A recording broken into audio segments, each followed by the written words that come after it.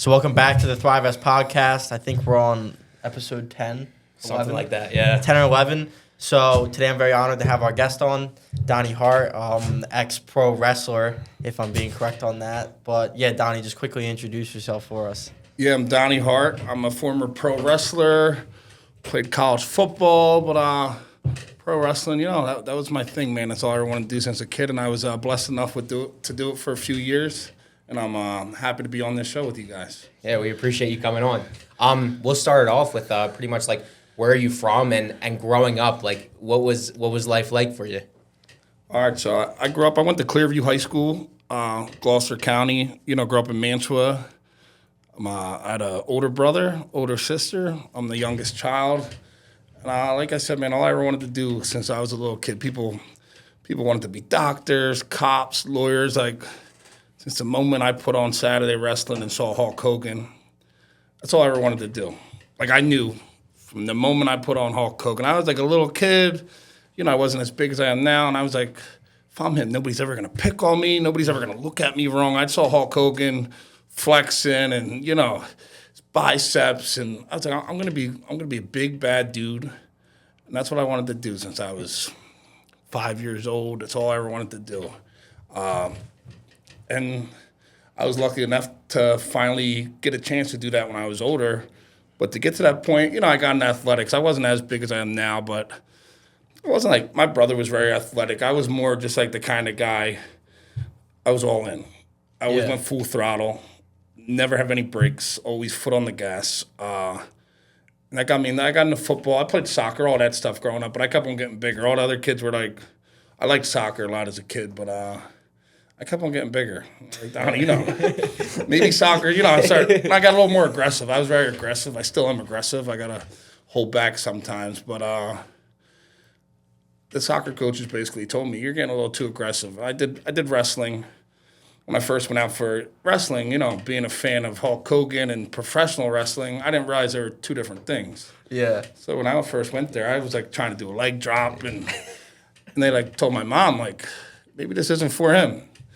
So I like got out of wrestling for a couple of years because of that. But I bounced around doing wrestling, but football really I saw, once I started getting towards high school, I'm like, maybe I can do something with this. Yeah. I'm not the brightest kid, but I was smart. I'd look it up. I was like, I'm getting this tall. If I weigh this much, these NFL players are this big. If I can get this big, maybe I got the height. I was blessed with height. So I'm like 6'3". Back in high school, I was light. I was like 200 pounds. But I'm like, if I can get up to like 230, I can play big-time football. Mm-hmm. So that was like a dream that kind of took over to wrestling. But in the back of my head, I still loved that Hulk Hogan. I still wanted to be a professional wrestler. But, things come in life. And my senior year, football, I got up to like 230. That was the goal weight I put. Because I went to a lot of camps, and they said, you're athletic enough, you got everything, you just need the weight. You could play defensive end, Division I football, if you get to 230. So I did it, man. I got to 230 pounds. And then my senior year, I worked real hard to get to that. I had some challenging things the year before, but my senior year, I went all in, and I said, I'm going to make this work. And then December 19th, 2005, that was my senior year of high school, I fell asleep driving my car, and I crashed. And it wasn't no normal crash. I fell asleep out in like Mulligan Hill, Mantua area, Breakneck Road, Breakneck and Jackson, and I fell down a little creek, like the coldest day of the year, fell into a frozen creek, and I had to crawl out. It was like a big story. It was all over the news. I shattered my leg, broke like every bone in my face, and I had to crawl for like 2 hours. I pounded on the door. Thank God these people, the Pastravillos, they saved my life. Like the last energy I had, I crawled for 2 hours. My legs like sticking out. My ankle's an open compound fracture. My orbitals are broken. My eyes are like swollen shut. And I get to the house, and everything I have. And they have a big house. They have these huge steps. I'll never forget that. I don't remember much, but I just remember these steps. Like I got no energy left in me, and I got to go up these steps. And I just gave everything I had. I did probably for my life. I knocked on their door, and then I saw a light go on, and I heard a voice. And then I woke up like 2 days later. I was in Cooper at ICU.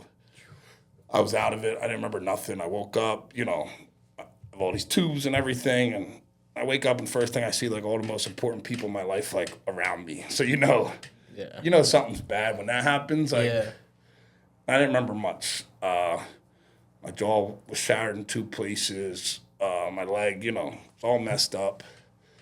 So I ended up being in the hospital. I missed most of my senior year of high school. And it was horrible because I finally got to that, like, 230 mark. That was just a thing for me. I was training real hard. I finally got, like, where the dream of football, Division I football, was like a reality. You know, I was good, but I really started doing good my senior year, and everything started clicking. And then you have a setback. Anytime you go after a goal and you get there and then something like that happens, it was devastating. All the kids in my class are, you know, they're enjoying proms. I'm at home. I was getting, like, homeschooled. Actually helped because my GPA went up because the teachers would come in. They would see me all hurt. And nobody wants to give anybody an FU. So they would, like, give me a book to read or something. Yeah. And my GPA really went up. I remember I looked back. I'm like, I did pretty good. And then I remember, like, my senior year, I got, like, A's for not doing anything. But I didn't let it stop. I still wanted to play football. And I'm just the kind of guy, like, you knock me down, I'm going to get back up no matter what. Usually stronger. You know, I try to learn. But that was, like, my biggest, the first time I really went through, like, a huge life-changing obstacle. It was horrible. When all your friends, I ended up going on my senior trip, but I was, like, using, like, a little scooter. My leg was still broken. Yeah. Like I said, I broke, like, 17 bones or something crazy like that. And I lost 50 pounds. I went from 230 to 180. Yeah, it's horrible. And I like to eat. And I had to use a little needle, like a syringe with a tube on the end instead of a needle. And I had to eat, like, baby food, milkshakes. Yeah, it wasn't fun. But that was, like, my really first, like, facing adversity. And whenever you go through adversity, you know, it either makes you or breaks you. You know, you can either, and that's what happens for whatever reason. Sometimes, you know, it just breaks people or makes you. So I tried to let it not break me. And I was set. A lot of colleges said, like, take the year off. But in my head, I was like, no. Like, I thought if I missed that opportunity, it was going to be gone. Looking back, I should have rehabbed better. I should have sat out for, you know, my first semester of college. But I didn't want to, so I found a school, Division II school out in Columbus, Ohio. It wasn't D1, but they were up and coming. Good school, Ohio Dominican University, Columbus, Ohio. Horrible city. I'm not a fan of it. I don't like it. But I didn't know at the time. I was, like, dating a girl back in Jersey, and it was a recipe for disaster. But I was going to play college football no matter what. Yeah. And I think in Ohio, I tried to go farther because my story was in the media a lot, you know. Local high school football star gets hurt. So I was trying to, like, find schools that didn't know about it too much. I was just, I got hurt a little, but, you know, I'm okay. I'm like, I don't think they get the newspaper. I don't think they get the Gloucester County Times out in Columbus. So I met these coaches in, like, camps, and I, like, kind of blew them off when I first met them. So I don't know if they knew or they didn't know, but I thought I was pulling a quick one. Maybe they were pulling a quick one. I don't know. But I ended up, like, Columbus, Ohio. It just wasn't the same, my body. Yeah. I was in such great shape when I got hurt, but now I'm, like, recovering. And I was in a bad place mentally. You know, you go through it. Like, in my head, I'm thinking, I could have made D1, and now I'm out here. So even though I'm playing college football, I'm happy. In the back of my head, I'm like, you know, I don't deserve this. I did all the work. I should have been somewhere better. And it just never really worked out. I tried the college football thing, but I never felt like I did that senior year in high school. And I tried playing a little after. And first thing, when I got hurt, they put you on, what do? They put you on painkillers. I don't know anything about painkillers, really. They just start giving them to me. So I remember they gave them to me, like, my senior year. Before I went to college, they just gave me a bunch of pain medicine. And maybe lucky or unlucky for me, all my family works in hospitals. My dad worked at the hospital at Cooper. So they're all, like, being real nice to me because my dad's worked there for 30 years. So, like, anything I need, I'm like, oh, I'm hurt. And they're like, oh, take more pain medicine. They probably don't know at the time. This is, like, before people really knew. But they were being, like, extra nice to me. I don't think they meant any harm, but, you know, I don't know anything about pain pills. I'm just eating to feel better. They're like, oh, we'll give you more. We'll give you more. I'll never forget. I went into my senior year. I'm finally back into school. I was out for a couple months. We had a guy. He was actually a teacher from Washington Township, where you guys are from. Yeah. And he just like transferred over and became one of our principals. Real good guy, big football guy. So I come back and I'm in a wheelchair. I get to leave class like early because I got to go through the hallway. And one day I'm just like, he could tell. He's like, "What's wrong?" He's like, "You don't." I'm in a wheelchair, but I was like, "I don't know. I couldn't sleep last night. I kept on waking up. I was like sweating." I'm telling him like, "What's going on?" I'm like, and then I was cold. He's like, "You doing drugs?" I'm like, "No, I don't do drugs. What do you mean?" I was like, I'm on medicine from the doctor. And he like asked me, he's like, "You're going through withdrawals from the pills they're giving you." I knew nothing about it. And I'm like, "What?" He's like, "Yeah." I was like, "They never told me this, you know." I still have like my medical records from them. And it basically just said like, "Take medicine, you know, hopefully you feel better." You're 18 years old at this time? 18 years old. Jesus Christ. Yeah, so I got my accident in December. I was 17. Yeah. My birthday was in January. So back then it was a little different. I feel like the opiate epidemic like hit like around that time, a little after, but I don't think we knew yet the risk of these pills. Like I said, I don't know if these doctors meant any harm. Yeah. I go back and I read the thing. I'm like, I was 17. They just gave me prescriptions and said, "Take these." That's crazy to think about it now. They didn't tell me like this is what these could do. What do? You see a doctor, he going to school, he's smarter than me. I just take his word at the time. I'm like, he's going to, like I said, I don't know if they meant any harm. But, you know, it was like a loaded gun. And so I went through that. And that was like a struggle at first because I'm new to all this pain pills. Then when they run out and all this stuff. So I'm struggling with that while I'm going to college. I can't move as good. My legs hurt. So I did play college football, you know, a dream of mine, not Division I. But it wasn't the dream I thought it'd be. You know, it kind of became a nightmare a little bit. Yeah. So I stopped playing that. I come home and I just don't know what to do. I'm banged up. I'm still, you know, off and on these pills they're giving me. I'm still, medically, I'm just nowhere near where I was. My legs hurting every day. My whole body just from the car accident. We're talking a couple years later.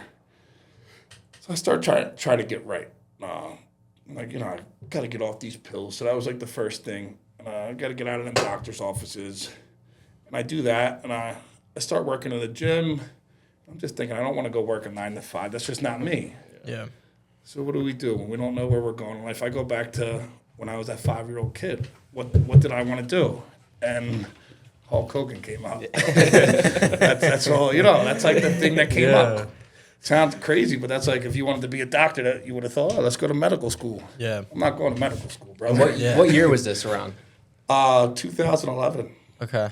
Yeah. So I feel like the WWE was still like, Yeah. So like I watched wrestling big as a kid, but like once I got in high school, I really stopped watching. But I'd watch like tapes of Hulk Hogan from the '90s instead of like the current stuff. Yeah. But it was still big. But I didn't know. Like, if you want to be a doctor, what do? You go to medical school. You want to be a pro wrestler, what do? I didn't know. I didn't know that step. Yeah. So I'm in the gym, and just by chance, I meet a guy I was doing personal training. They brought a guy in there. They go, "You're going to have to like train him just to show him," he's a personal trainer, but just show him like how we run stuff. I started talking to him, and I'm like, "Hold up, you look familiar." And he was a former professional wrestler. And we start talking. Like right away, I'm like, and this is while at the same time, like I'm starting to get pretty big into shape. I was always big, but like really trying to get into fitness at this point. I meet this guy, and in the back of my head, I know, you know, this might be something I want to do. Yeah. And he starts telling me, you know, he's like, "You're lucky, a big guy like you." He's like, the #1 school in the country happens to be in Paulsboro, New Jersey. A guy named Pretty Boy Larry Sharp, Monster Factory. They trained Big Show, Bam Bam Bigelow, Sheamus, you know, some of the most famous wrestlers. Mm-hmm. He's like, "So you're lucky if you ever want to get into it." So I'm thinking about him. I'm really training, really getting in good shape. In the back of my head, I'm not telling anybody.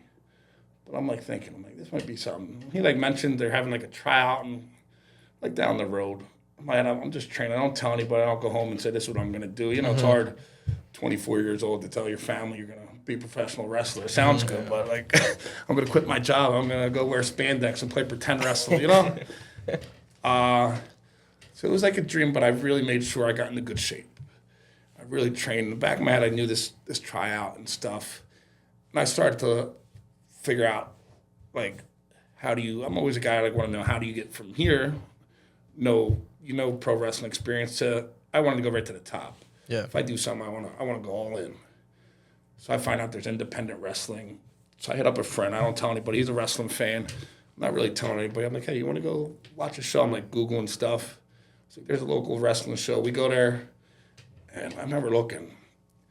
And I'm starting to hit the gym pretty hard. Always hit it, but really, really into fitness now. And I remember people are just like coming up to me, like shaking my hand. They all think I'm a wrestler. Yeah. I'm watching the guys in the ring, and it was like a pretty big promotion. It was independent, like big on the independent level. It was at like a nicer, little, smaller arena in Philly. I just remember looking at the guys, and I'm like, I'm bigger than most of them, more athletic than most of them. And I'm really starting to click. And then we go to a WWE show like a couple weeks later. And same thing. People are coming up to me thinking I'm a wrestler. It's like look the part, right? Yeah. I'm like, then my buddy hits me out like the next day. He's like, remember that little independent show we went?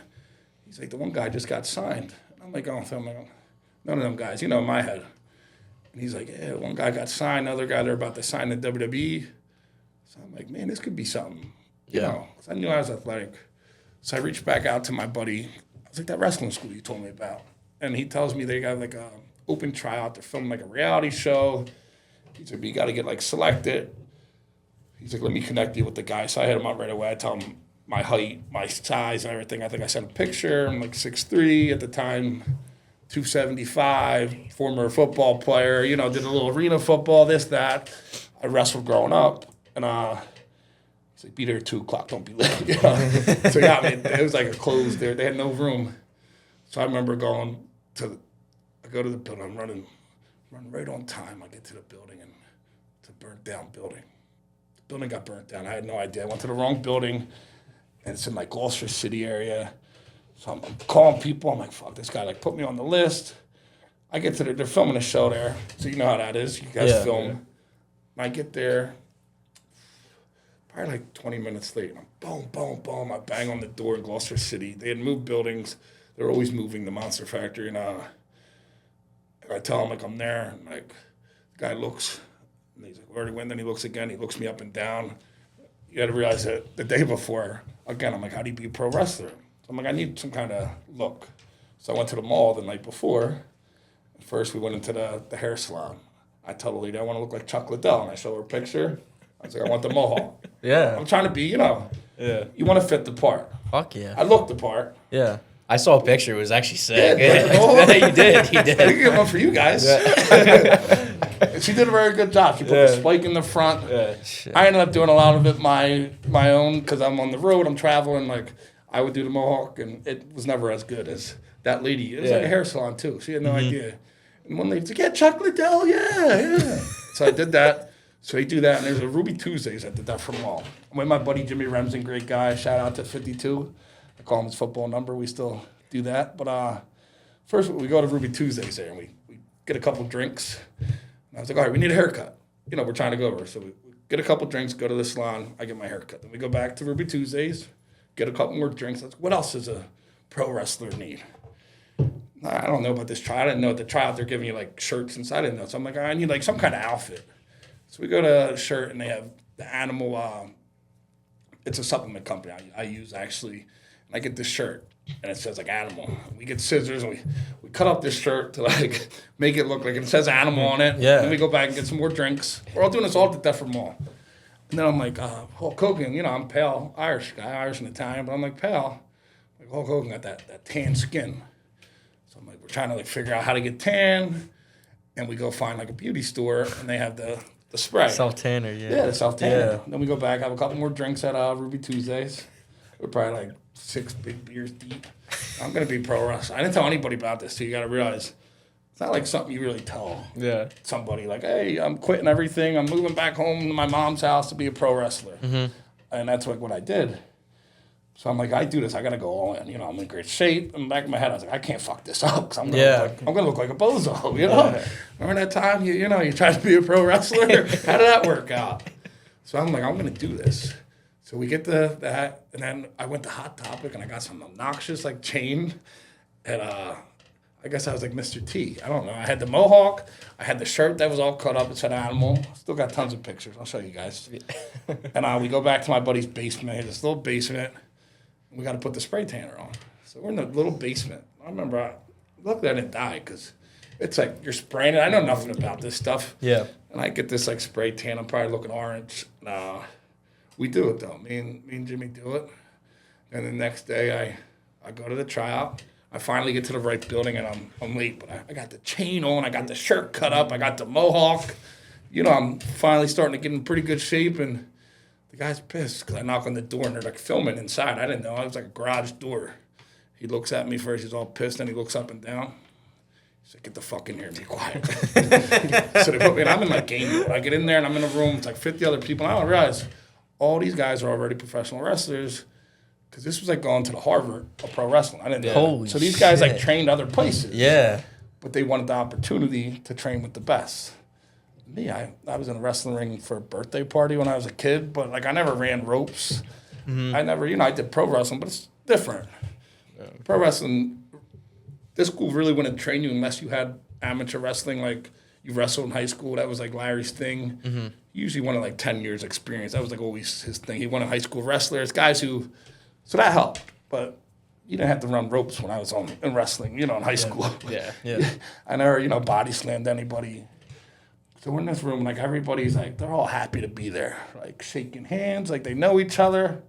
I'm not happy to be there. I don't give a fuck about anybody there. This is my dream. I went to the mall. I got my mohawk. I got my chain. And 5-year-old Donnie Hart's going to chase this dream. I don't want to talk to these people. Yeah. I don't want to be friendly with them. We're not buddy. How you doing? What's your name? I don't have a name. Leave me alone. And they got people filming there. They were supposed to do a big reality show. It never took off, but it was cool at the time. It was for Spike TV. Larry was like a big deal. It was like his last hoorah. He was supposed to come and find the next big guy. Yeah. So they were giving 2 scholarships. You gotta actually people would pay for this school, and you had to get selected. You couldn't just come in with a blank check, and they wouldn't take any money because they had a reputation.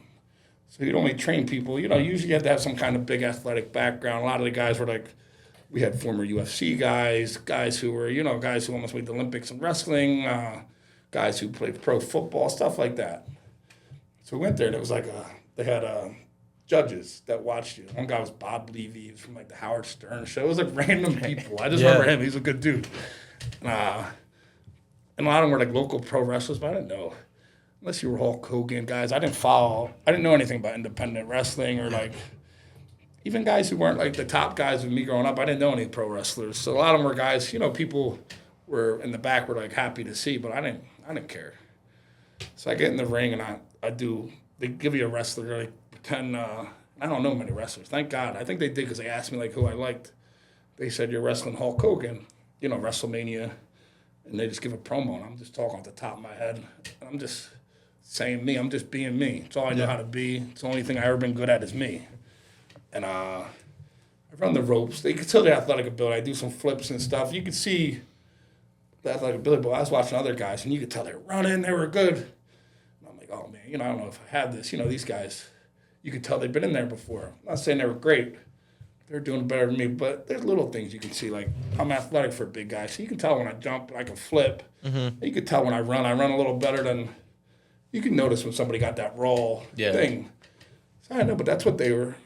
They told me they're like, we can teach you how to run ropes. We can teach you, body slams.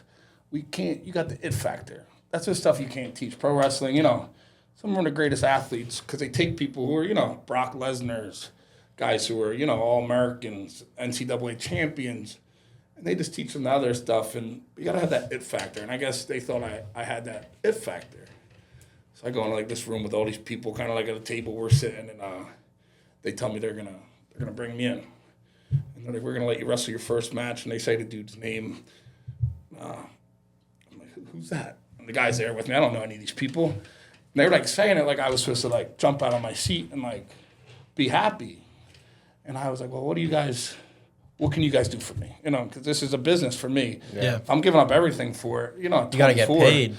Yeah, I want to know what you're going to do. Yeah. It only makes sense. I guess the other people were happy to be there. I was never happy to be there. I wanted to be the greatest. I wanted to be bigger than The Rock, bigger than Hulk Hogan. I wanted to be in WWE within a year. I wanted to be a millionaire. That was like in my head. I didn't know how hard it was to do all this. Yeah. So I told them, like, within a year, I want to be in WWE and I want to be a millionaire. They're like, well, that's not how this works. I was like, all right, we're done talking. Got nothing to say. You got nothing to say. But then, I started feeling them out. I think they were thrown off by, like, I wasn't, like, all giddy just to be there. And I was deep down. Mm-hmm. But, like, when I go in this time, like, I told my brother. My brother was a big, big role in my life. So I told him. He was, like, traveling the world at the time. He was around. He was, like, the only person. I didn't tell him, besides my buddy Jimmy, that I went to the mall with. I never really tell anybody. So I'm just going to the trial. I don't want people to know. But I told my brother, and he said, just, like, promise me one thing. If you're going to do this, go all in. Be the greatest at it. Don't do it half-assed or don't do it at all. He's like, if you do that, I'm fully behind you. So I'm like all in if I'm going to do it. Mm-hmm. So I'm trying to figure these people out. And they say, hey, we can't tell you you're going to be in WWE within a year. They're like, it's very unlikely. They're like, but we can tell you we're the best training school for especially big guys like you. Larry's put this many people. And they start telling me their resume. Like I told them my resume. Yeah. And, I think about it. They want you to, like, answer right away. I decide, I liked what I heard. I liked Larry Sharp. Pretty Boy Larry Sharp was an amazing man. I loved it. He was what sold me.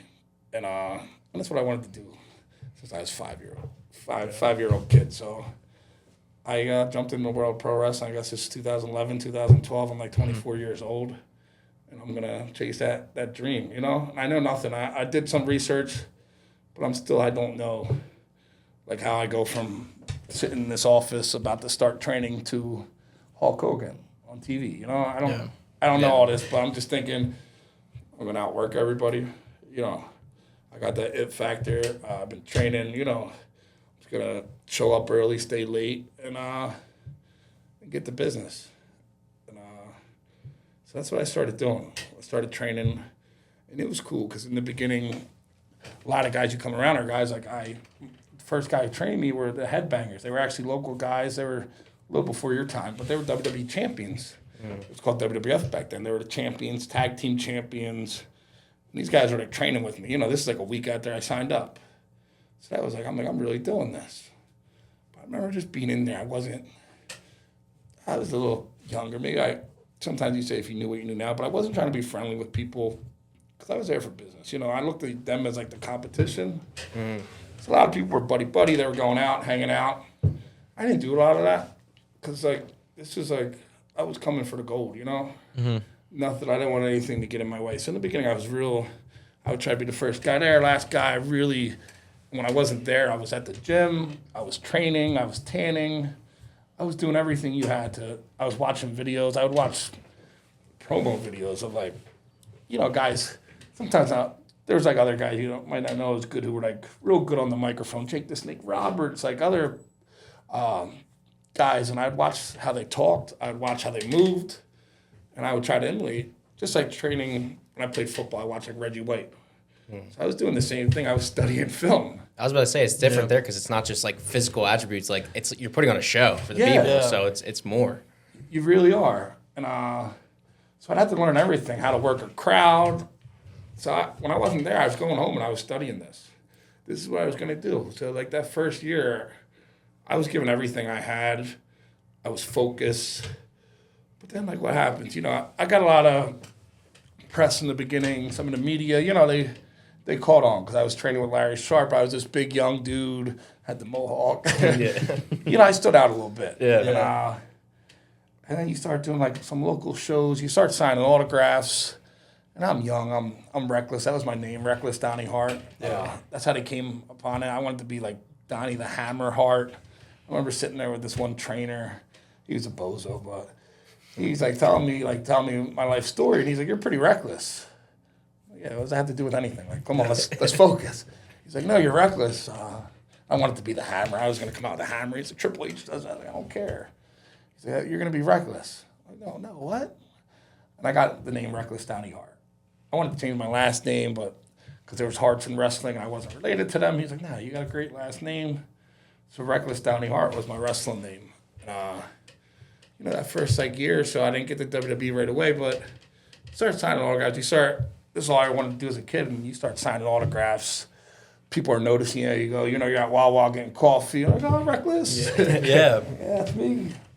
Did you like that part of it? I loved it. So I loved pro wrestling, but I loved using pro wrestling as like a tool to reach out to the community. I love my favorite parts. Yes, number one favorite part. I'm not saying it's just to sound like a good thing. Number one part I liked about being a pro wrestler. Not like, oh, the girls just not. Come on. But I did a lot of work with Down syndrome kids, handicapped kids. Being able to see even like kids who weren't sick, but I dealt with a lot of sick kids, and being able to like just some bum, I'm not a bum, but I was Joe anybody. In your I eyes, wasn't anybody like, yeah. special. Yeah. And they looked at me like I looked at Hulk Hogan. Mm-hmm. And I wasn't at Hulk Hogan's level, but they didn't know. To them, I was on Hulk because I loved them. Whenever I was always reaching out to people, and then people would reach out to me like we got a sick kid. I never said no. Like, yeah, I'll come visit them. I was going to houses, like kids, dying. I went to funerals. I would get seats. I would call promoters like, hey, I'm wrestling your show. I need like 5 extra tickets for free. I'm bringing this kid. He has Down syndrome, this, that. And that was my favorite thing. I loved it. Some of the people, I'm still friends with their families. Some of the kids have passed away, and I still honor their legacy, and I learned so much from these people. Something about Down syndrome kids really just stood out to me. They're just such special people, and I loved every minute of it. That was my favorite part. Anything I could do for them, having like a young kid look at you, I'm just like 24, 25, 26, whatever, sign an autograph, and they're like wanting to pay for my autograph, want to do this, or wearing my t-shirt. That was like the greatest feeling. As a 5-year-old kid, who that's all I ever wanted to do, and now I'm going back to that 5-year-old kid. It didn't work out, but just that I got to do that for a couple of years and chase that dream is the greatest feeling. So that's why I tell anybody, you got a dream. It's one thing to have a dream and say, I could say, hey, I'm going to go to the moon. I'm going to be an astronaut. Yeah. If I just say that, but if I say, hey, I'm going to go to the moon, and then I say, hey, I went to space school, I looked up, I'm going to NASA, I'm going to this. Now it's like, holy shit, this guy might go to the moon. Yeah. So you can't just have a dream and you got to do something. Yeah. So I had the dream, but then I wrestled. I played football. I was athletic. I hit the gym hard. I trained every single day when I did get into pro wrestling. I was training for pro wrestling years before I ever got into pro wrestling. Yeah. Even when I did find out I was going to do trial, I trained for like a year, like in the gym, in the back of my head, knowing I was going to do this. Once that opportunity comes, you don't want to miss it, Yeah. Somebody comes and they give you that tryout or something. You don't want to not be ready, not prepared. Yeah. You want to go to the fucking moon, you better be ready to go to the moon. I was ready to go to the moon. My moon was WWE. Yeah. I thought I was prepared, but, you start getting in that life. We always say, if I knew what I knew now, then. But it's so true. If you gave me the same opportunity I had then, now, I'm going to be bigger than Hulk Hogan. I truly believe, I could. I feel like, who knows, things go, but I feel like I could have came close. Yeah. And but it's hard. We all have egos, and you start living that life in the fast lane, and it's a lot. You got the drinking, and then you bring back, the pain pills. Now you're getting beat up on the road, you're getting knocked out, and it was a lot. But I was trying to make it work. So I'm like a couple of years into it, and I'm like, all right, I'm not in WWE yet, so it's a little like upsetting because I'm thinking my first goal was to be there in a year. Now I'm like a couple of years in, and I'm not there. We're like 2014 now. I'm not the champion of the world yet. I had some belts in local companies. I was like maybe a local celebrity, but wasn't making the big money. Wasn't wasn't a real big time career yet. But I still knew I could do it. So I was really starting to like, all right, let's regroup. Let's do this. And I remember I had a show out in West Virginia. And I got Scott Steiner, the Steiner brothers. They were like famous when I was a kid. One had huge biceps, and another big guy. I always wanted to be big, so it was like big. It was one of our like favorite tag teams. Me and my brother. That's why I used to watch wrestling with as a kid and everything. He really inspired me when I got into it. He was the one always behind me, like, you're doing this. He gave me that motivation. So I remember he was traveling. My brother was an amazing man. At the time, it was like 2014. He had quit his job he gave up everything. He had a successful life. He gave it all up because he wasn't happy, and he started like backpacking the world. That's what my brother. He was completely different than me. That's pretty cool. Yeah. He played college football. Well, he was a different guy, but he got to like he was like that nomad. He just was looking for happiness, and he found it. And he was like traveling the world. So I'd talk to him sporadically when he had like connections. He was in like Vietnam, Italy, living on a farm, all this stuff. Jesus. So I remember he was in like Southeast Asia or something like that. And I'm like hitting him up. I'm like, I'm going to wrestle, Scott Steiner. I'm doing like a tag team match. This is big. It's at like some arena out in West Virginia. I'm like ready to get back. I'm still slowly moving up in the pro wrestling world, but I feel like I kind of stalled a little, I feel like my first year was my best year. Now I'm like 3-4 years, and whatever it is, that's usually not a good sign. Usually you got to keep going. But I came out of the gates firing. I was ready. Yeah. Then I think some of the things happen. You just like, you get caught up in it. Oh, I guess probably listening to people tell you're the best, and you don't have that hunger. You got to keep that hunger. Something like that. You got to keep It's like the that tunnel hunger. vision too. Like It you got to is. like make sure like that's the goal. Like nothing else matters. Absolutely. And I think my goal is to be pro wrestler. So I think like when I became like a pro wrestler on a little level in my head, maybe I got like a little happy and thought, oh, this was the dream. No, the dream wasn't to be a pro wrestler. The dream was to be Hulk Hogan. That was my dream. Yeah. From a kid, I didn't want to just be a pro. I wanted to be the greatest. Once you become pro wrestler, I think I took that, my foot was always on that gas. I think I took it off a little bit. Yeah. And I got caught up in it. I'm like, oh, this is what this is all you ever want to do since you're 5 and you're kind of there. You're like memorized by it. You're signing autographs. People are recognizing you. You're like, oh, man, I'm the man. I wasn't the man yet. I was on my way. And I remember my trainer, Larry, told me early on, he said, Donnie, he's like, I'm giving you the keys. I'm giving you the keys to the Lamborghini. Don't crash it. He's like, all you got to do is don't crash it. That's like what he told me. Basically, don't fuck it up. You got everything. You're the package. Don't mess up. I remember him always telling me that because he had a lot of guys who were famous wrestlers ended up messing up their careers. And he's always telling us, why does this guy think I'm going to mess everything up? Back in my head, because he's seen it so many times, because he's been in pro wrestling for so long. He's seen guys like Bam Bam Bigelow. He trained, become famous, then, he ended up dying, got caught up in the lifestyle. So he, knew. I always tell him in my head I wasn't thinking. I don't know. Like, why does this guy think I'm going to crash? Yeah. And because he knew this is what he did. So we're in 2014. I talked to my brother. I'm going out to West Virginia. It's in March. And I'm like, this is, this is how I'm going to turn things. This is going to be my year. Still early in the year. I'm going out here, wrestling some stars that I grew up liking. Like, this would be real good. It's a good company, good arena. Like, I can get this WWE tryout I was working on. I've done a tryout with WWE, done some stuff with them. So I'm like, this is what they wanted. When I talk to WWE, whenever I do tryouts with them, they said you're ceiling something. You have no ceiling. You're not talented, but they're like a little rough around the edges. They look into everything. They knew I got into bar fights. WWE's $1 billion company. Yeah.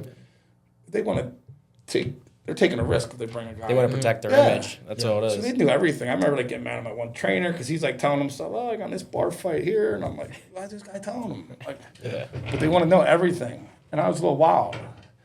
And that's what they said. If you got it all together, and you show us over time that you can be trusted. You have no ceiling. Sky's the limit. So I'm thinking in my head, and I was always pretty realistic. I always knew if I put it all together, I could be a big-time guy. Wasn't quite there yet, I look back. But, I knew I had the tools and the personality. Pro wrestling's a crazy world, but I was pretty realistic. If I go into something, I could try to be realistic. I knew I was doing the right thing if I get it all together. So I go out to West Virginia, man, and I'm like, I got this new energy. I talked to my brother. He's living his dream, traveling the world. I'm like, here we go. We're gonna do this. This is a year. And I get out to the arena, and I get all these phone calls. I'm meeting the promoter. I'm meeting their champion, and I'm getting all these phone calls from a weird number. So finally, I answer it, and it's a phone call from Cambodia that changed my life. I was the first person to find out my brother died. So I am walking into the arena, about to take this thing on, ups and downs, but this is really gonna change. I had a feeling. I never made it inside that arena, man. I remember dropping. I think I punched some glass. It's raining outside, and I tell the promoter, like, you know, my brother just died. Don't say nothing. Nobody knows. I was like, I just drove 7 hours. I had to get back in that car, find out. You know, my brother wasn't just a brother. He was like a father figure to me. He was the greatest person I ever met. Still the greatest person I ever met. The biggest influence in my life. Most amazing person. All my flaws he didn't have, you know. He was just that good of a guy. And, like, if anybody was going to die young, it was going to be me, and not him, you know. Yeah. I had the flaws. I had the mess-ups. I did this. Not him.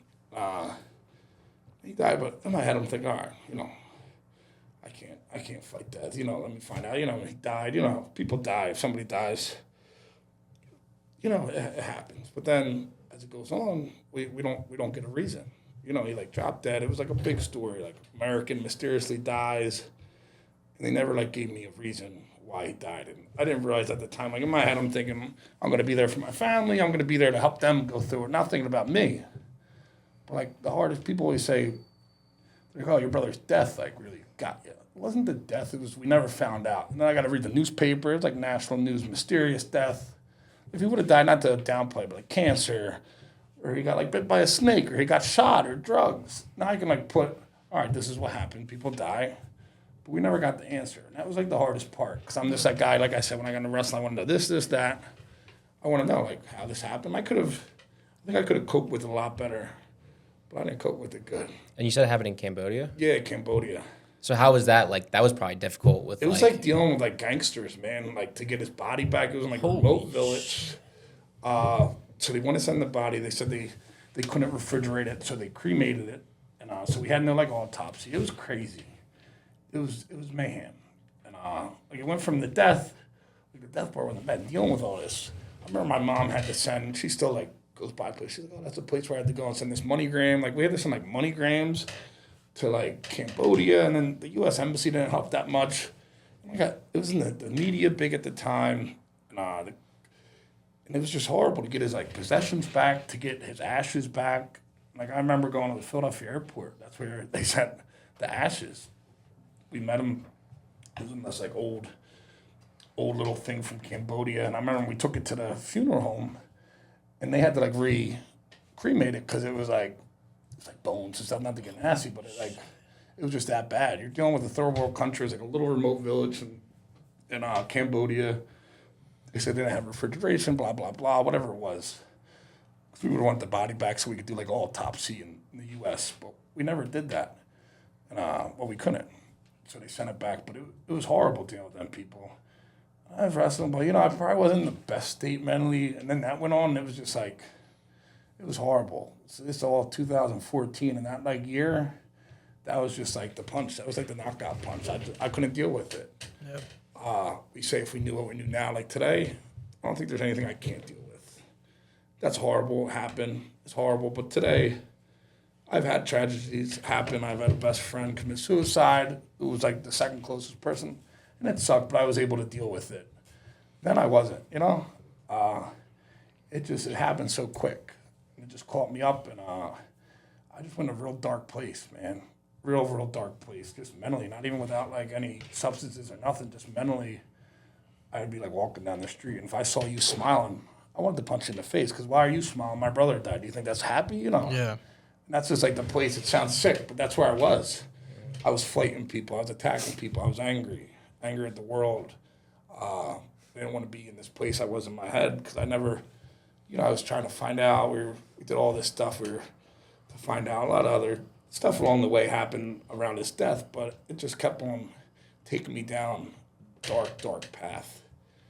And like, I go back to, like, how can I get out of this dark spot? So I go back to remembering, you know, these pills and these things. That was my way. I'm in a horrible spot without the pills. Yeah. So, you know, I'm a genius at 26 or whatever I am. Let me make this better, because I just didn't want to be in this world that I was so angry at. You know, I was angry. It's like, why my brother should have been me. You know, you ask yourself, he's a good guy. Mm-hmm. Not that if he's a piece of shit, I don't know if it would made it any better, but he wasn't, so I don't have to think about that. And so you start bringing the drugs into it, and that don't help anything. I tell anybody that, you know, you got to face your problems head on. If you're going through things, substances, drinking, It's like the worst thing. If you're having a bad day and somebody It just goes out and masks does- it. Yeah, that's all it it's does. just, yeah. You use the greatest word, masking it. You don't fix the problem deep down. But like for me, people knew I had, like even without the drugs, they knew, even before I started them, they knew there was something wrong. But your family don't know what to do. They're not experts. They see people, I would even call family members. I'd be like, this isn't good. Not going to end good. I don't know what to do. And they would make appointments for me. Go see like a doctor or a psychiatrist. Yeah. I don't want to see a psychiatrist. What I look like, Tony Soprano? I don't know. At the time, I don't know. And, because it's kind of like a weakness. We grew up in this society. I'm supposed to be this like big macho pro wrestler. Yeah. I'm not going to see that. So I swear to God, they would set appointments. They did. Family tried to help. And I remember sitting outside a doctor's office. A psychiatrist said like a 4 o'clock appointment. I'm like, I'm going to do this. I get there like 3:30. I'm sitting out in my car. 3:45. I'm like looking up there. And I never got out of that fucking car. Really? I just couldn't walk. 20 yards probably would have saved my life maybe. I don't know. But I couldn't go in there. What do you think? Why were you halted in that spot? I don't know. Maybe I just thought it was like weakness. Maybe I Yeah. didn't realize you have that stigma. I feel like with mental health. And, I looked at myself as Superman. I never saw Superman go to a psychiatrist. Yeah. Sounds funny, but that was like the truth. I'm 6'3", 275 pounds, jacked to the gills, doing the pro wrestling. I'm supposed to be this guy in my head. I think that's a weakness. Yeah. And that's the farthest thing from the truth. But I know that now. If we know what we know now, then it might help. Yeah. I didn't know that. I looked at it as a weakness. It's not a weakness at all. There's a stigma. I think it's getting better. But, years later I found out the help that was through them doors. I didn't know that at that time. Yeah. So not walking that 20 yards probably fucked up my life for years. If I would have got out of that car, and it wasn't one time. Sometimes I just want to show up at all, but there was times I'd sit out there. I was like fighting myself till I do it. And I never did it. And I just went darker down that path. It went quick. This wouldn't happen. We're not talking. It just got more and more because I was such in the mentally. And then you start bringing the drugs in. And then to feed I got into crime. Yeah. The story gets dark, but it's my story, the only story I know. So we're in like 2015. My brother died 2014. So within like a year, it's his birthday. I remember July 27th is his birthday. So I remember like that night I go to his cemetery. This 2015 at this point. I go to the cemetery. I brought some like drinks. And I'd sit out there like by myself at in the middle of the night having some drinks. I remember at this time I'm probably like in a crazy stage, but I just remember like sitting there drinking. I'm like, it's late. I don't know what time it is, but it's late at night, dark in the cemetery in the back. I'm like thinking I'm like seeing cars following me, and I remember thinking in the back of my head like, was I being followed? But I'm not in a good spot, so I don't know. I'm like, why is there another car, a little behind me, and then they follow me when I left. So I'm like thinking I'm getting followed. And like the next day I go home and I'm still going to the gym, even all this madness. I'm like, I'm going to go to the gym. At the time, I was like, it's in a bad spot. So I drove around a little, and same thing. I'm like, I swear to God, like I'm getting followed. Is it the same car? Yeah. Holy What, same car following me? Yeah. I don't remember that. Oh, okay. I wasn't in a good spot. Yeah. But I could feel something. So I'm like going to the LA Fitness. I'm like, let me pull into the 7-Eleven. So I'm pulling into the 7-Eleven. I'm looking. And I go to open that door, and all of a sudden I just get like ambushed by, and it's like cops in suits. You ever see cops in suits? You're not getting a parking ticket. Yeah. It's like FBI kind of shit. Yeah. Stuff. Yeah. And I'm sitting there. I'm in this like Cadillac with these goofy rims I got, and I'm on the way to the gym. I just get like surrounded. Donnie Hart. Freeze. And that's when my world came crashing down. I got arrested for pharmacy robberies. Yeah, that's what I was doing, in the madness. I don't know if it was just a feed. I was selling the pills. I was taking the pills. I was just to feed that madness of my life, the addiction, all of it. That's where I went. And, ended up, they were following me. They were, cracking this case. There was a few robberies, and they had the whole investigation. So I wasn't really seeing things. Yeah. It was really, they were following me. They got like a hit on like a DNA. And they were following me to see, I guess if I was committing any more crimes or whatever. I never got that workout in. I was like, we were at the street from the gym. I think it was arm day or something, but It's a good day. Yeah. Our day's a good day. it wasn't a good day, Jimmy. Yeah. It wasn't a good day. Jimmy, I didn't have a good arm workout for another 2 years. But I can laugh now, but it was like the most embarrassing, saddest, lowest point of my life. Because you're already like in that spot, like you think like, damn, I've hit the bottom, and then it's like, holy shit, like Yeah. you didn't even know it could get worse. I think when like I'm doing the crime, I honestly don't remember. It was such a short period of time. It was like 3 months. I committed a shit ton of crimes. Yeah. Bad crimes. I didn't go small. Yeah. It was a lot of crimes. It was bad stuff I'm not proud of, but I've come to terms with. I try to use that to help people so they don't go down that path. It was horrible crimes. And, they arrest me and they hit me with all these armed robberies, crazy like bail, like $1 million. You're talking, I go from not really being in trouble to full blown, Yeah. And it was just like, that's like that rock bottom. It just all like came down like, holy shit, what did I do? Now you're sitting in Camden County Jail, maximum security with like $1 million bail. They brought down to $500,000, whatever. And I'm like, holy shit, how did I get here? And they're like counting up all the charges, like 240 years in prison combined. I got all these charges, gun charges, robbers, all this stuff. Yeah. And I'm like, my God, like I was this close a year ago to thinking I was like about to get into that WWE, that dream. And they say dreams can turn into nightmares, and that's what happened. I sat there in the Camden County Jail, maximum security. I was on a block they call it like the killer block. It was Killers, one of the only white guys, and they all knew me because my case was in the media. I had the mohawk, and the media just played it up. You would have thought I was Hulk Hogan when I got in trouble. I wasn't. The most media attention I ever got in pro wrestling was when I got in trouble. And that's what they like to do. Yeah. It was like reckless in the ring and now allegedly out of it. I remember that one against the ropes. It was like a picture of me against the ropes. It was like, my God. Hitting you when it's hard. That's like... Yeah. And that's like when I woke up in that jail, and that's when I realized, like, the fuck did I do, Jim? What did I do? Yeah. And that was like the lowest, but so I went through a little bit like, just like this is my reality, going to prison for life, whatever. It took a little while because I'm still a little foggy, but I think the greatest thing ever was prison got me out of, jail got me out of that madness. They put me in an isolated thing. We got the drugs. There's drugs in there, but I wasn't doing. There I'm like isolated. I'm away from everything. And I finally had time just to like try to think with my thoughts on my own. And I think it cleared the fog a little bit. I'm like, oh shit. Now I got to think about all the stuff I did. Because some things, you do something little, I cheated on my girl, or I did this, I stole from the store. Now I'm like, some things you can't undo. Mm-hmm. When you're facing 240 years in prison, you can't just, say, oh, turn that off. I'm sorry. Yeah. I'm out of the fog. So now I'm like, what can I do? How can I what can I do? Even if I got to do this, how can I make it? I remember going to court. They gave me a plea offer. That's what they say, plea offer. And at the time, I'm trying to get like bail together. I didn't hire like a big lawyer yet because I'm hiring lawyers to try to get my bail down because my bail's a lot of money. I go to court and they give an offer. It's 40 years.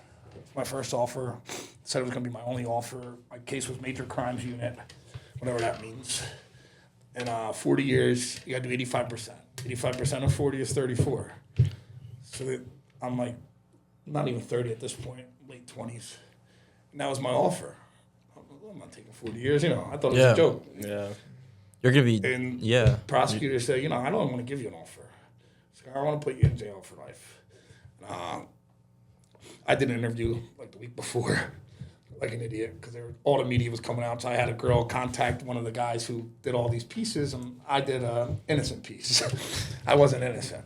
Yeah. But I'm still like, I'm not there yet. I'm still like, fuck, how can I get out of this? I'm trying to figure it out. Yeah.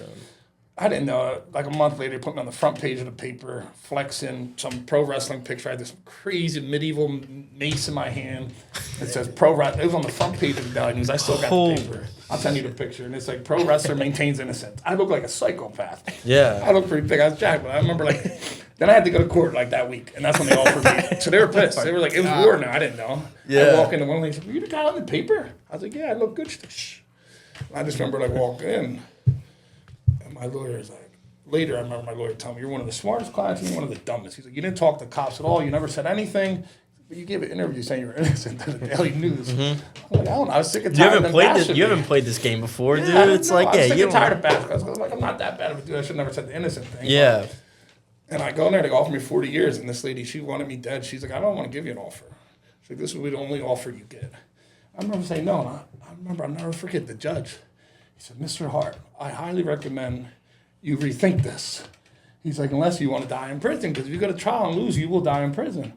I'm like, die in prison? I'm like, if I do this, I don't get out for 34 years. We're talking 60. I might not live to be 60 in my head. I'm not thinking I'm going to live over 50. Yeah. So he was like really telling me I should go think about taking an offer for 40 years. I'm like, I haven't been in trouble. I'm like, man, what the fuck? So I go back to my cell, and I'm just like, it really hit. Everything starts hitting when you get that 40. Because now people are saying, you count up the thing, but look at me a deal. Maybe I'll get like 5 years. Mm-hmm. But when they say, we're not giving you another offer, 40 years, you go to trial, you're going to die in prison. Now it's like, fuck. So I'm like, what can I do? In my head, I'm always the guy, like, when I got into pro wrestling, how do I do this? So I'm thinking, like, what can I do? So we really hit the bail thing. I'm like, I got to get out on bail. Even if I go to prison for the rest of my life, I want to get out and kind of, like, do a goodbye tour. Try to get things right, not leave this life on, like, the terms I did when I got in all the trouble. Yeah. Friends and family, it took a while. I was able to get bail. I was in there almost for a year. My case is big. People don't realize a case like mine takes years and years. Yeah. So I get out.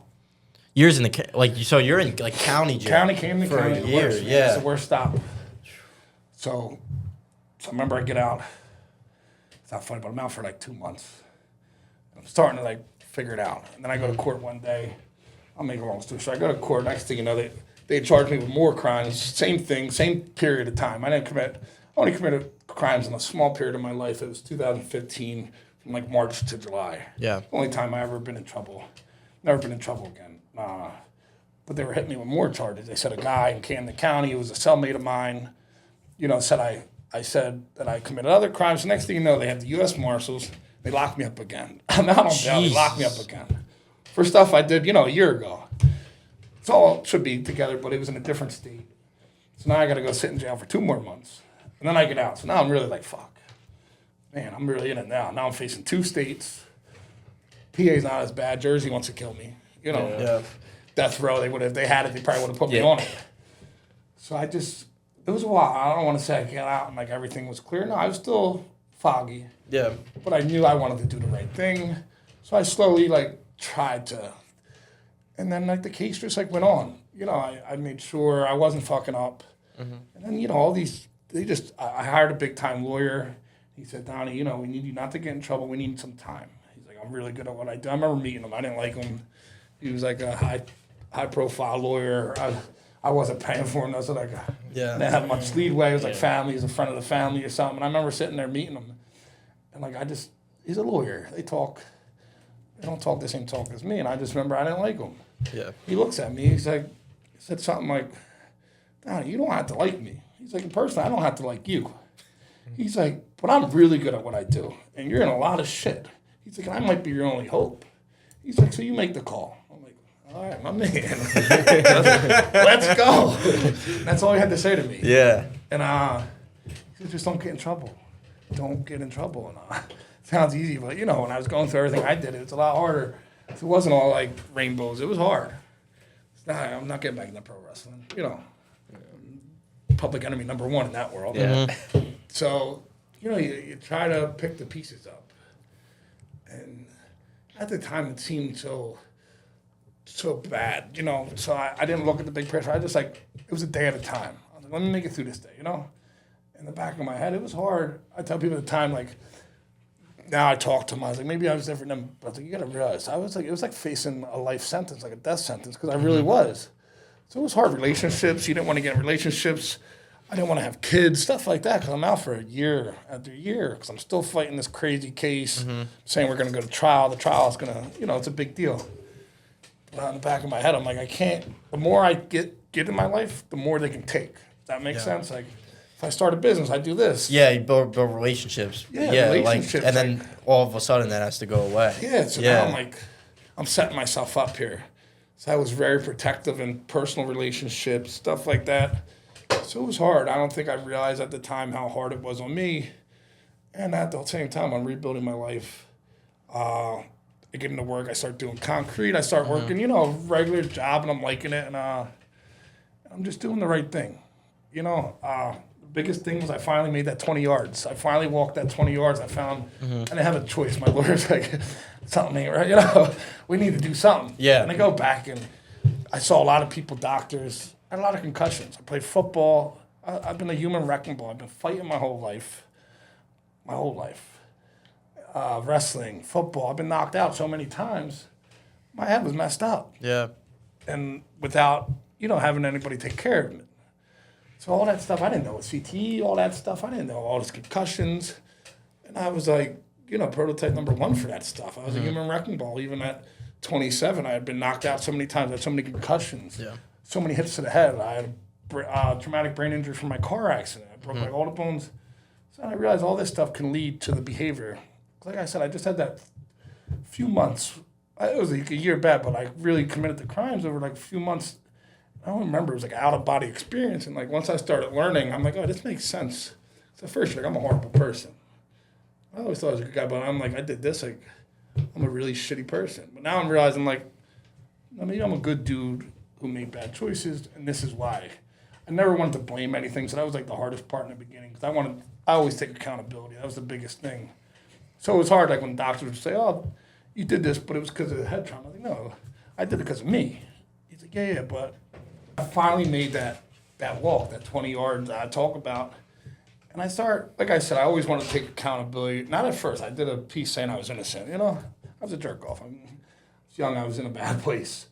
But when I finally, that was the biggest thing. I think anybody trying to fix your life, anybody trying to do better, number one thing, you got to take accountability. It's hard. It's not easy. I still struggle with it sometimes. You got to take accountability in relationships, personal, family, girlfriends, wives, husbands, whatever.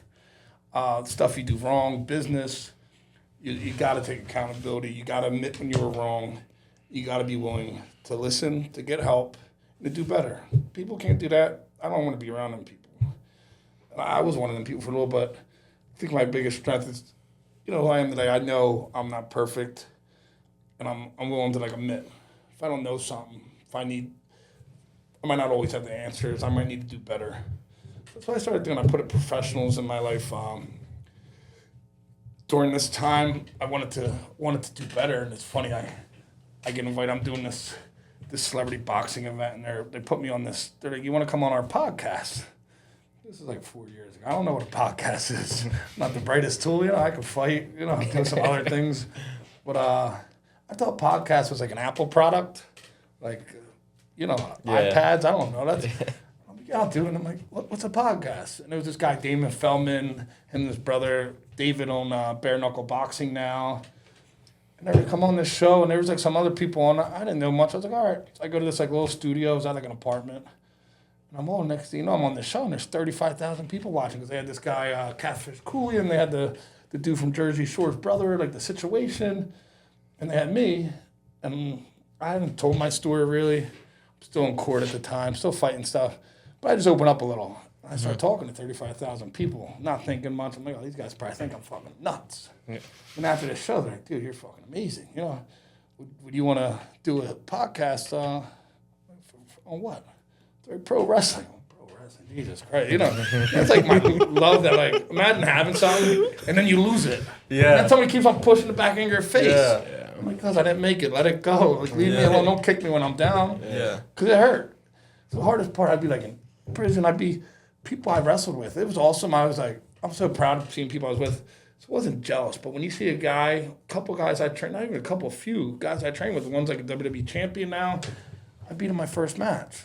And he told me, he's like, Donnie, you're going to make it. I missed my shot. Now he's in WWE and I'm not. So I was so proud of him. I'm so proud of these guys. Few guys are really big time that I trained with every day that I was friends with. But something in me, I'm like, man, that could have been me. Now you got to watch your friend on TV, with championship belts, and they're famous, and they got their action figure. I'm going to Walmart, and I see their action figure. Because I'm knowing, man, I crashed the car. Larry gave me the keys, and I crashed it. So it was that's the number one question I always get when I do better and better. And when I got out, they're like, you going back into pro wrestling? I'm like, I think people are nuts. So I did the boxing thing, but pro wrestling, it was just something I stayed. I was still like involved a little, but it wasn't something. So when they said, "Do you want to do a wrestling podcast?" I'm like, absolutely not. And they teamed me with a guy who did boxing, worked for like Fox News, some stuff. But he was like did play-by-play for boxing. He was in like the MMA world, and he knew he had a radio show. They're like, "Oh, he'll do all that stuff. You just got to talk." Mm-hmm. I'm like, "I'm not doing." So I was like, "Let me think about it." And I went back. I was like, "I want to do something like inspirational." So I came up, and at the time, I love to eat food. I'm like eating all these cheesesteaks. I'm like doing reviews online. So I come up with this hungry for hope. Yeah. Hungry because I'm going to eat and I'm going to talk about hope. I was like, let me talk about like other guys who went through stuff. Because for me, I feel like there was never. When I went to that doctor's office and I want to get out of that car, I knew there was a guy in there who had some fancy degree. In my head, that's what I'm thinking. He had some fancy degrees, a lot smarter than me, a lot nerdier than me. He had some suit on. He was going to tell me all this stuff from up. That's what I'm thinking in my head. Mm-hmm. But if I would have saw like some dude who was like a former pro wrestler who fucked up, and he said, "Donnie, let's talk." Now I might make that 20 yards. You know, Does that make sense? Mm-hmm. I don't want to downplay because I've seen doctors who are nerdy and they saved my life. Amazing people, but at that time I don't know that. So I needed somebody who looked like me, talked like me, acted like me. Nutcase. Yeah. Because that's what I was. Yeah. And I feel like that's what I wanted to do with my show. So I'm still fighting my court case, but I'm setting myself up. I know I'm setting up, but I'm like, I got to do something. Like years are going by, I'm like still out here. I'm like, maybe something will happen. Maybe this lawyer's talking good game, but I'm thinking in my head, he's getting paid a lot of money. I'm seeing more doctors. They're finding more out about me. And then things start going in my favor. The more I did the right thing, the more you do the right thing, things happen. I might call it luck, call whatever. But luck is when my Coach Pitcock, the greatest, one of the best coach I ever had. He's my high school football coach. He had a sign up in our gym in Clearview High School. It said, "Luck is when hard work meets opportunity." That's like the truest thing. I was putting the hard work and I wasn't getting in trouble. Yeah. It sounds little, but for me at that point, I went through a year where I couldn't stay out of trouble. So, and then like little opportunities, this podcast, this. So I make this thing. I want it to be inspirational because now I'm thinking if I do go to prison for life, I want to leave a legacy. So what would be better than this? And I wanted to do a nonprofit with it. So Hungry for Hope, we make a podcast and a nonprofit where we help people down and out. People who are, because I'll never forget, sitting in that jail, facing life in prison. It was the lowest feeling ever, man. It was worse. Yeah. It was so horrible. And little people, my family helped me. They were there for you. Family's always going to love you. But I remember the one thing that really changed. But I got a letter. I kept on getting these letters from a lady. It was a friend of mine who's like one of my best friends now. It was his mom I met one time. Really religious Italian lady. She kept on sending me letters. It's like, God came to me. You're going to change. You're going to do this. You're made for great things. You're going to get out of jail. Me and you are going to be together. We're going to be helping people in need. She kept on sending me letters, and I kept on throwing them away. Eventually, I started reading them. Now it's like somebody I only met one time. Why is she going out of her way? She's not crazy. I seen her. She has a beautiful house, a beautiful family. She must really see something in me. She was like one thing during all this time. She started getting me to think, like, maybe, because I was thinking, why me the whole time? And she changed my mindset. She's like, why not you? She's like, maybe, she would say God, whatever you want to believe in. She's like, maybe he thinks you're the strongest soldier. You're the only person that can go through something. Yeah. Everybody else can go through this and they're not going to survive, but you will. And you're going to be the blueprint for that person who can't survive. That's like her mindset. She texted me for my birthday last week and she said, like, you're going to take all these pieces and you're going to make a beautiful masterpiece. I thought she was crazy. And when she told me things she said, you're going to get out, we're going to be together hand in hand, and we're going to be helping people in need. I started doing this nonprofit, and she was there. She's this little, tiny Italian lady, one of the biggest influences in my life. Her son's one of my best friends, great people. The son owns a big company in Philly, awesome people. We were there. And I remember I told her, you got to put your designer bag away. We're in Kensington. She's in Kensington, and she didn't know that life, but I just see her, she had a nice house, nice things, but I didn't know she grew up pretty rough in New York.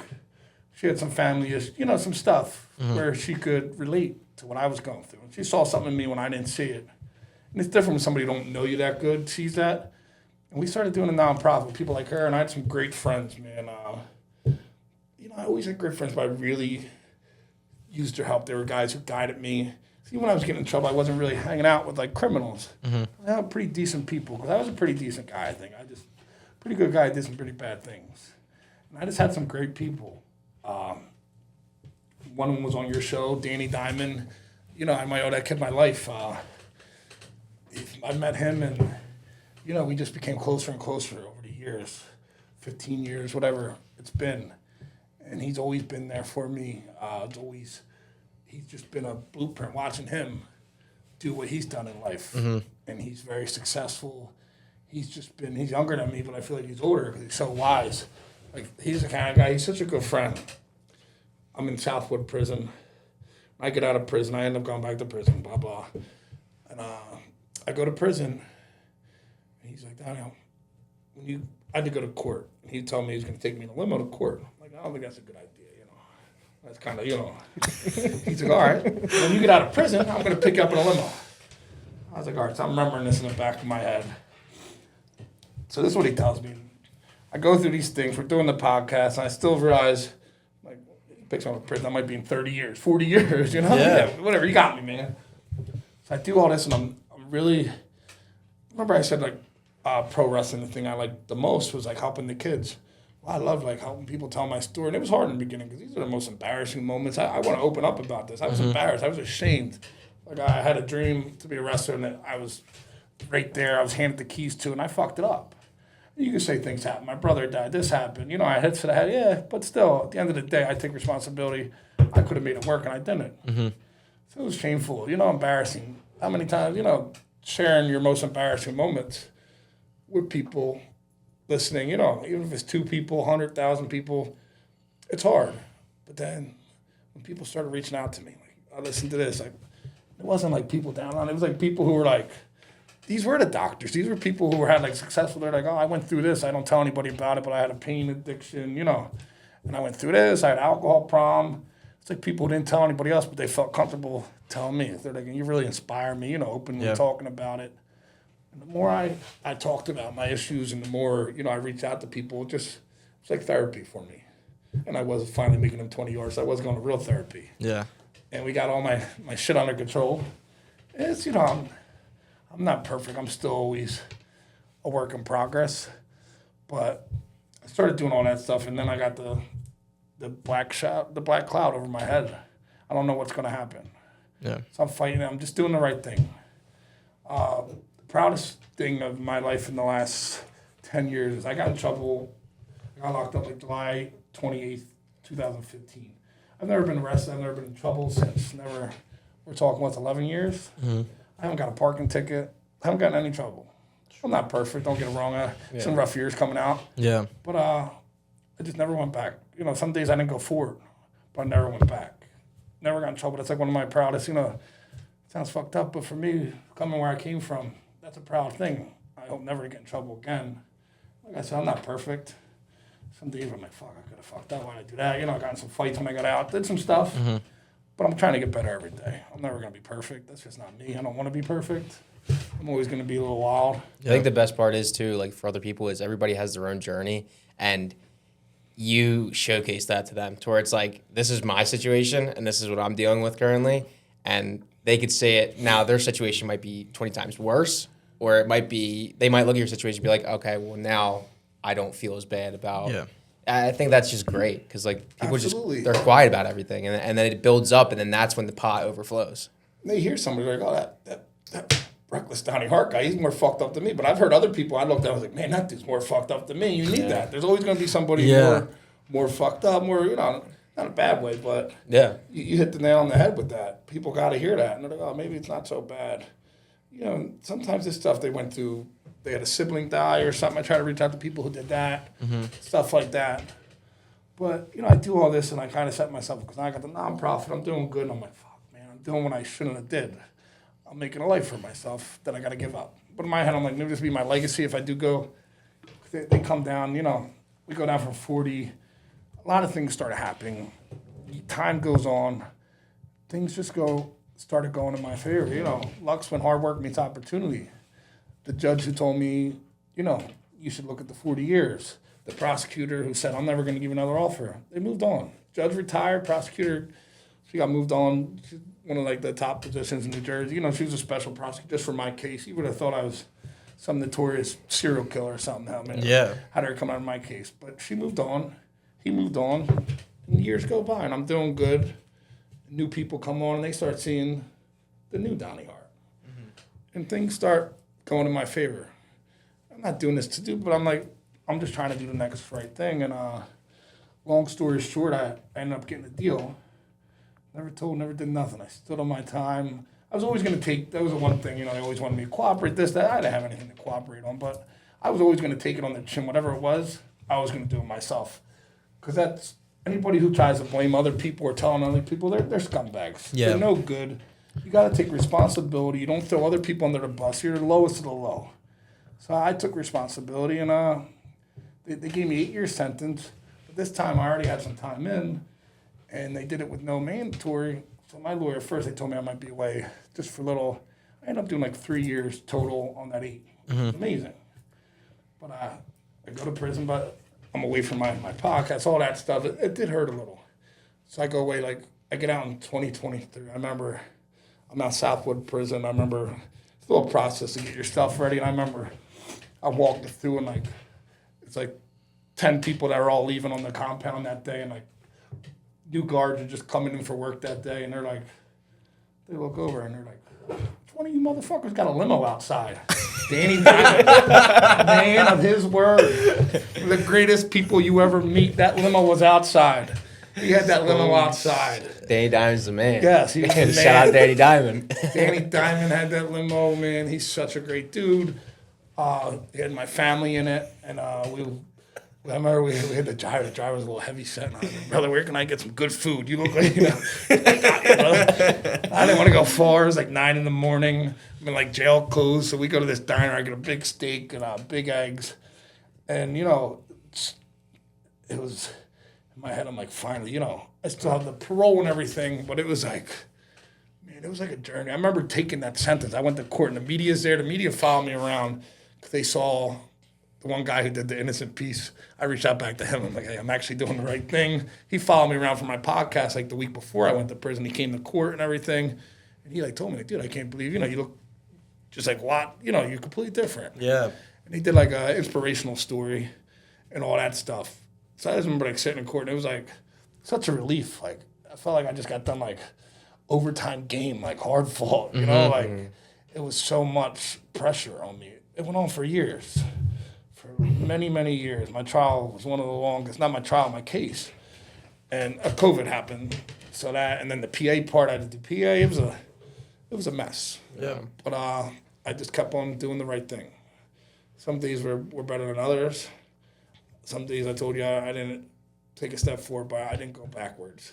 Some days it was hard. I was holding on tight to not go backwards. You know, because it's not all perfect. It sounds good. Oh, I went from bad to good. No, there was a lot of bad days still. I fucked up a little. I'm not perfect. A lot of these people, they come out of jail and they're like preaching Bible and this and that. No, not me. I'm still pretty fucked up. I'm not going to do crime again. Yeah. You know, I'm a little rough around the edges, but I'm a good dude. Yeah. I'm not going to mess up again. I know why I did what I did. I've gotten help. You're not going to see me running around with the Bible and telling you, you know, God saved my life. I saved my life. Friends saved my life. People in my circle saved my life. They're the people who saved my life. Whatever you want to, whoever wants to save your life, save it. I don't care, but that's my story. And you know, I was blessed. I got out. You know, it's been a couple years now, and I'm still not where I want to be. And I still get like every week, you going back into pro wrestling? Every week, maybe. You know, maybe at this point. You never know. You know, I'm in the best shape of my life. I feel great, but I still get it. What's your end goal? Champion of the world now. So, you know, now I do concrete, man. I'm just like happy. That was like really cool getting into like working. That like helped me too, getting into like a regular job.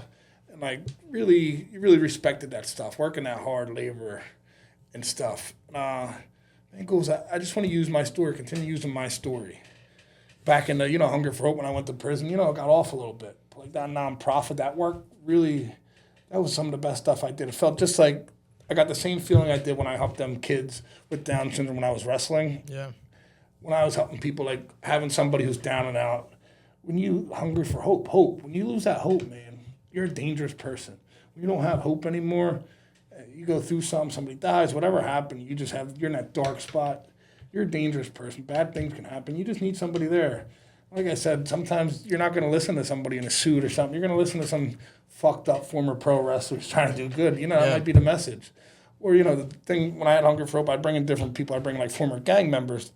Some young black kid from the city who's, like, in a gang, he might not listen to Donnie Hart, but he might listen to, my buddy I brought in who looks a little more like him, if that makes sense. Same thing, like, you would bring females in. People like this, you want to try to get somebody that they can relate. Yeah.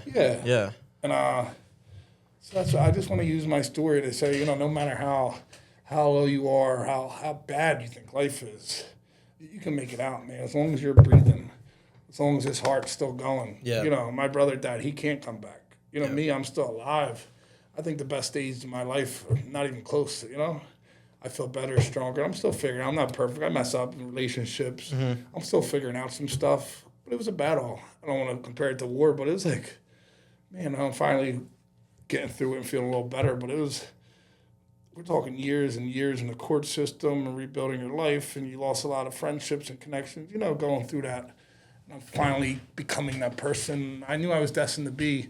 And I firmly believe, like that lady, Susan Pastor, I owe her a lot. She's the one who wrote me the letter. She told me, she's the first one to put it out to me, like, no, this is supposed to happen. I thought she was nuts. I was like, my brother's supposed to die. I'm supposed to lose my wrestling career. My fiance, I'm supposed to go to... I was like, you nuts? But it all makes sense. I was supposed to go through all this. It all makes sense. It all, sometimes stuff's set up already in life. We can't change that. And I'm supposed to go through all this because it's a bigger picture. There's something out there, my destiny, and I can't achieve that if I didn't go through all these hardships. Because some of the greatest lessons I ever learned came through my darkest days, 100%. I like what you said that she said, like, basically, like, nobody else would be able to go through what you did, be still standing here. I bet, like, for that works for your story, but that even works for us with, like, the business, where it's like, things might seem bad, but, like, we have to go through this in order to get where we want to be. Yeah. So no matter where you're at in life, whether it's down like a rocky road or whether it's you chasing your passion, it's just like you need to go through that tough time in order to achieve anything you want. And that's where it comes back to your dream. Like, a dream is a dream until you act. So it's not going to be easy to hit your dream and achieve that. So I think it's great. Absolutely, Jim. And I just want people, you bring it up, don't get caught up with my rock bottom. Like, oh, I didn't go through all that. Your rock bottom could be you're going through a bad breakup, you lost a business, you got a DUI. That could be your rock bottom. Jesus Christ, I hope your rock bottom's not mine. It don't have to be. It don't have to be. Don't do what I did. I did it. I'm not too good at it, but let me do it. I'm in the fast lane, not you. Your rock bottom, get like a DUI, break up with your girl or something, cheat on her, do whatever. But that could be your rock bottom. Yeah. Your dream don't have to be pro wrestling, It could be owning a McDonald's. I don't know. But sometimes we get caught up in that stuff too, so I don't want people to get caught up in that. Yeah, I mean, a lesson's a lesson. It doesn't matter where you're at. It can teach anybody. Now, moving forward with what you're doing, like, do you plan on doing something like a podcast moving forward, or like maybe start a nonprofit again, or? Yeah, absolutely, man. That's when I'm happiest. That's my passion, is helping people, and I feel like I did that the most. It really had so much momentum. Then I went to prison, and, things happened, but we still have a lot of stuff there we can work on. And yes, absolutely. Hungry for Hope is one of my proudest things. I did some work with another nonprofit that really helped me, Mind Your Brain Foundation. They brought me to some of their conventions. They have a lot of former pro athletes who had head injuries. I was able to go to University of Penn with them. They're great people. And, they helped me learn a lot more about my head injury and stuff. Mm-hmm. So working with them was real cool. I want to get back into that. They were awesome. They had a podcast I went on. They're connected with University of Penn. People a lot smarter than me. But they were real cool. Just helping people, just using my story to help. Because that was like the thing. Look, I can't change that I committed robbery. I did some bad things. I committed some crimes I'm not proud of. Never, did anything with kids, never sexual. I'm proud of that. Never told on anybody. There are people with the words. You can't redeem yourself if you do that. I can redeem myself. But, I had robberies, kidnapping, stuff like that, some gun charges. And I can never go back and change that. I can't change that. I don't have a time machine. Who knows? You guys are in AI now. Maybe in a couple of years we can do it, but I don't want to do it. All I can do is the best thing. That was the hardest thing at first coming to terms with. I'm like, damn it, I can't go. I did so much bad. But now how can you take that? You can't change that. So how can you take that and make it positive? So now if I use my story and one other person don't go do the reckless Donnie Hart story because of me, I feel like I'm saving people trauma. Yeah. Because that person who was going down that road and they were going off that deep end, train was going off the tracks because they went through something, their brother died, this happened, whatever, they're on pills, whatever it was, and my story reached them, I just saved one person, which I feel like I have through Hunger for Hope. I feel like my story is helping. It was all worth it. You know, it sucks I went through that, but I can't change it, man. Yeah. I've come to terms with it. I'm not proud of it, but it's who I am. It's my story. You know, if you look at me different because of it, fuck you. I don't care. I'll fight you. You know? It is what it is. Yeah. I'm happy. I sleep real good at night. Yeah. Not where I want to be, but I'm going to be. Yeah. I mean, you're spreading a message to the people that are going to need it. And then I think going online, too, like with modern day technology and like podcasts and social media, you can, instead of just, I feel like back in the day, it's like you could reach like whoever's in the room. Now it's like you could reach thousands. Crazy. And it's like, like you said, one person you have to change, but if you're reaching thousands, you're gonna change a lot of people's lives with that. So just using it for good. I mean, I think it's gonna be great. Yeah, I've seen like other people who have gone through similar shit. Like obviously different scenarios, but like go to prison and they get out and it's like they start like raising some sort of awareness or like advocating for the people who are also like going through that. Because a lot of people don't know. Like they look from the outside looking in, they're like, dude, like this guy's like a complete fucking nutcase and all this and all that. And then, but it's like they don't understand like what led you down that path. And they're going to be the one to judge you and tell you what you have to do in order to like how that doesn't make sense. That's why having your situation, it's like you could actually guide these people down a path that is legit, not just this was right on textbook. Yeah, I agree, man. That's exactly. Sometimes they say they don't need to hear people read the scripture; they need to see them live it. You know, something like that. I might have messed up, but I feel like that. Sometimes people need to see it. Yeah, I think it's great. One question that we ask at the very end, it's the last question we ask every time on every podcast. What is your current opinion on AI since we run an AI software company? And then do you use it at all for anything?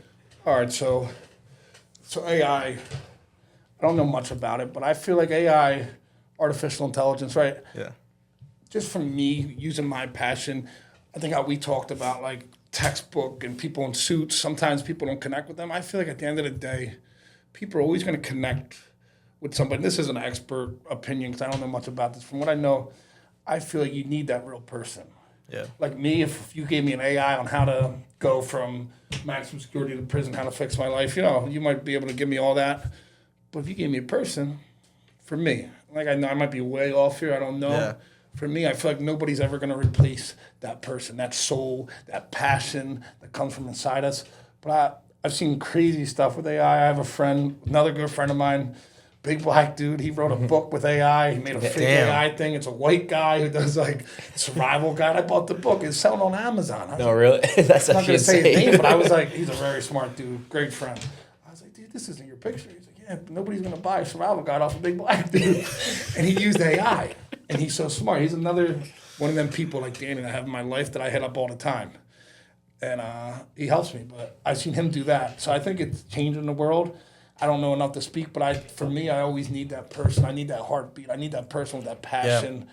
That's what I need. I don't need some AI. But I think it's awesome stuff. Yeah. Yeah. All right. Well, thank you for coming on the podcast, Donnie Hart. You know, yeah. It's a great story.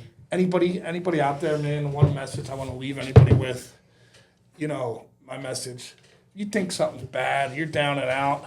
No, it's never as bad as you think, man. I remember sitting there, I lost it all. I lost my fiance, my friends, my dream pro wrestling, my brother. I sat there in maximum security facing life in prison. They told me I was going to die in prison. I remember it seemed like the worst day.